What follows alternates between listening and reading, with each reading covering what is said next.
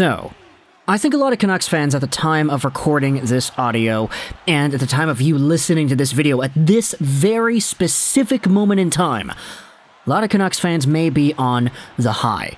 The Canucks season has been a series of absolute highs and absolute peaks, valleys and skyscrapers all the way up there reaching the sky, and then digging down and down so deep that you pass hell and pop out on the other side of the world in China. There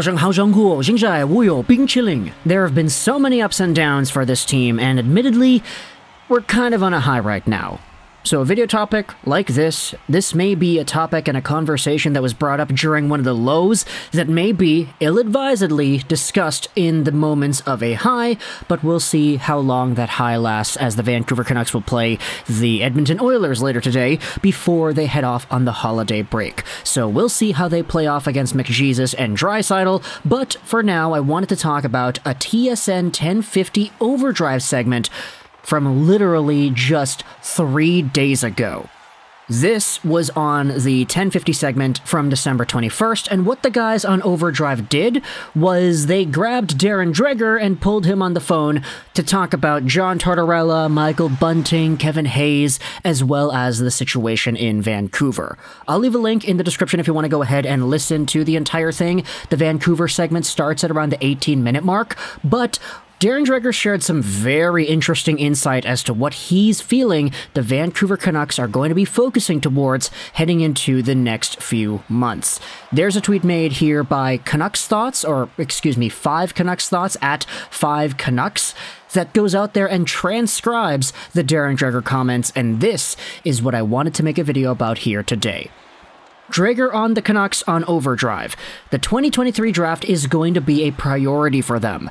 They're going to move out pieces, and there's going to be no help coming. None. Team Tank has won, 5 Canucks Thoughts says, and then they at Satir Shah and Bick Nazar.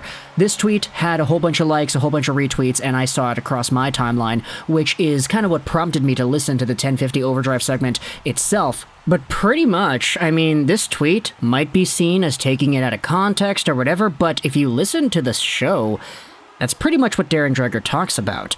The Overdrive guys start out this entire segment by going over how bad the Canucks have been, the 5-1 losses, how it's not working, etc., etc. We know that without Elias Pettersson, this team absolutely stinks, and with Elias Pettersson in the lineup, he can single-handedly win you a game by the hairs of his chinny chin and that buzzed head of his that makes him look more like the third reincarnation of Henrik and Daniel Sedin. This is a good player, and he's the reason the Canucks won last night. Not Martin, not Myers, not Miller, not Hughes, not Kuzmenko. It was him, Elias Pettersson. And the thing is, he's so good, but even with how good he is, the Vancouver Canucks are still a team that is really not great. When you look at everything else that, hey, when Elias Pettersson is not here, I mean, there's nobody else on the team that's really stepping up and winning the team games. Bo Horvat does not do that. Quinn Hughes, unfortunately, does not do that. Brock doesn't do that. Kuzmenko doesn't do that.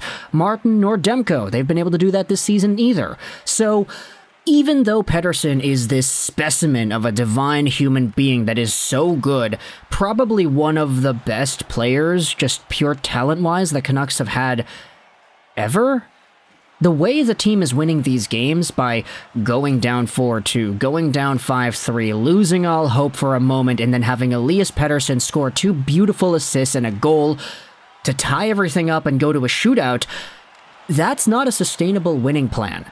And even though the Canucks had an exciting win yesterday, I think the majority of us can still agree that this is not that well constructed of a team. If they went out there and beat Edmonton, okay, that would be cool, but if they lost and got absolutely smoked by the Oilers while Elias Pettersson put up, 2 assists in the first half of the game, only to lose 5-2, I don't think anybody would be surprised.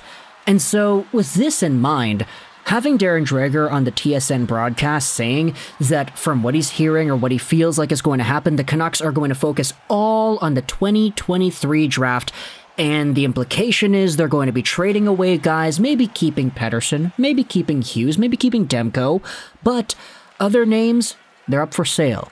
These guys are out there on the market, and the Vancouver Canucks are going to focus on bringing in talent for the 2023 draft, not in the short term, not to help them out right now. Dreger says there is going to be no help coming, none. And from this comment, we can infer that Team Tank might actually have come to fruition and taken the victory here.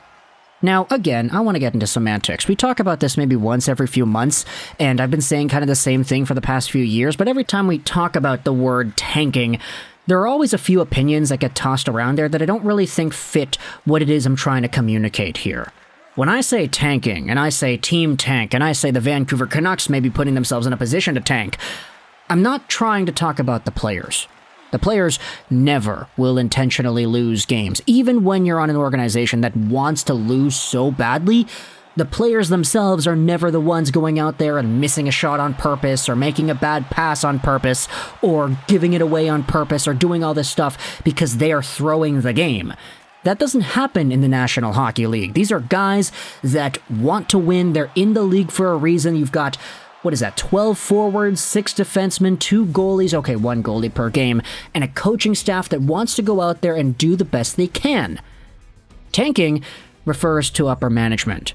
Tanking refers to a Canucks team that manages the squad in Alvin, Castonguay, Granato, and Rutherford that might trade away Bo Horvat.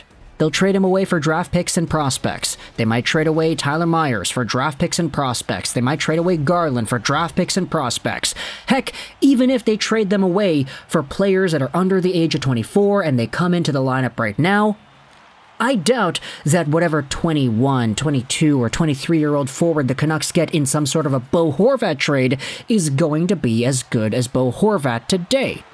And so, by virtue of making a trade like this, you are making your team worse.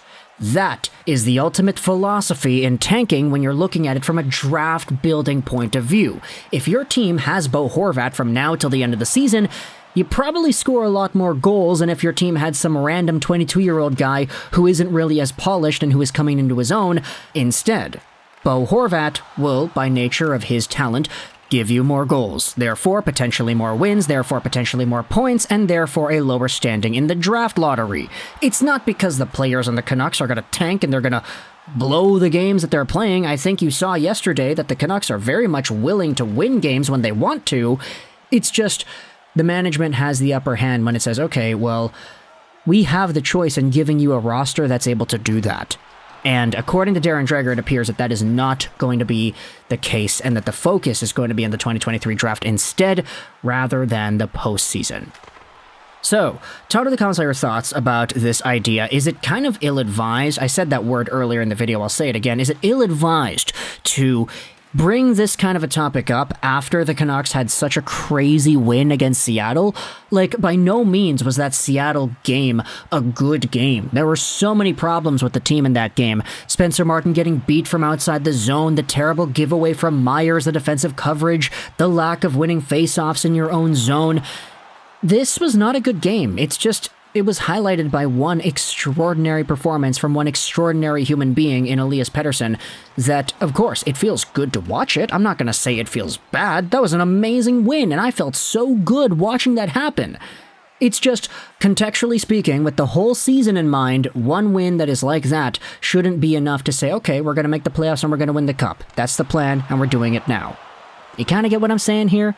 So, tell me in the comments either way all your thoughts about the Canucks and the idea of benefiting the draft lottery rather than the playoffs, making trades, sending guys away, and Darren Dreger's comments on Overdrive 1050 as well. Again, I'll leave a link in the description if you want to go ahead and listen to the audio hit. It's all going to be there at around the 18-minute mark of the show, but either way, thoughts in the comment section below. What do you think the Canucks end up doing? How much do you think they improve their draft stock by the 2023 draft? And let me know in the comments as well, who do you think is going to get moved? I hope you enjoyed this Juraj 99, and bye.